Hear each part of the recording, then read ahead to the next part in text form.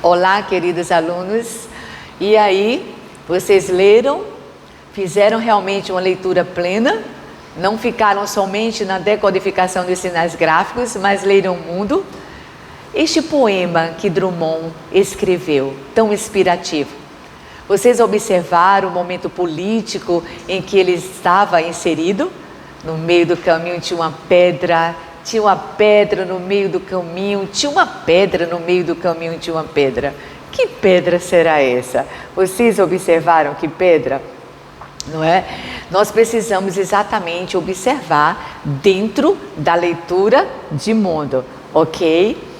Sendo os nomes mais conhecidos do modernismo brasileiro, Drummond marcou a literatura brasileira por expressar de maneira inspiradora as profundas inquietações que atormentam o ser humano. Essa pedra atormentava, essa pedra estava no meio do caminho e o poema colocou ali, não é, toda a emoção que vinha do coração, da alma deste poeta. Muitas vezes o poema ele abordava corajosamente a condição humana de maneira irônica, às vezes até sarcástica. Leiam Eu, Etiqueta, que é muito interessante, não é?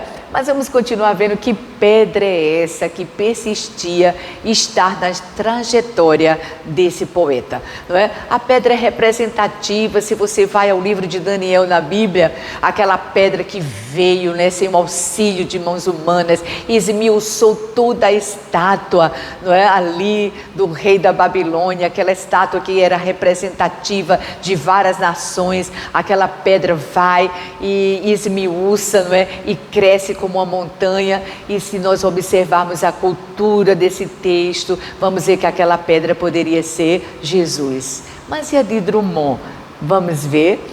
Aqui no meio do caminho, na leitura de mundo, você vai observar que este poema foi considerado um poema escândalo. Houve uma saraivada de críticas. Os gramatiqueiros não suportavam aquela linguagem informal. Porque, por exemplo, na hora que ele trocou o verbo haver pelo verbo ter, o verbo ter era uma linguagem informal e os gramatiqueiros não concordavam com isso. Os jornalistas levantaram, porém, algumas indagações.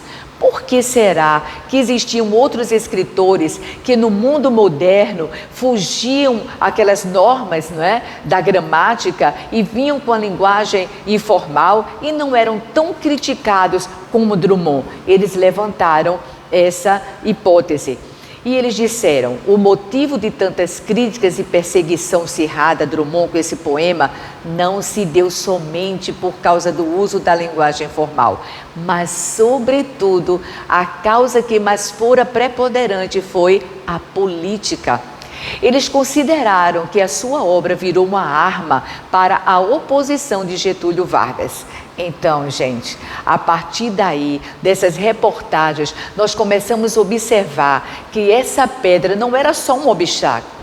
Claro, você vê que era um obstáculo na vida dele, na trajetória dele, trazia uma amargura, trazia realmente sofrimento, mas você precisa saber exatamente que amargura, que obstáculo era esse. Esse obstáculo era exatamente a política. Era exatamente o governo, que era o momento que acontecia de ditadura, não havia liberdade de expressão, e isso realmente, não é, trazia ao poeta algo muito angustiante. Então você viu como é que você leu plenamente, como é que você compreendeu que aquela pedra era a ditadura, era política, fazendo o quê? Leitura de mundo. Então, meu querido aluno, você entenda que diante de qualquer texto, seja uma narrativa, seja um poema, seja uma música, até mesmo a leitura inspirativa que é a Bíblia, que a gente sabe que a letra mata, precisa do Espírito que vivifica, é importante você fazer a leitura de mundo. Então, vamos ler plenamente, ok? Tchau, tchau.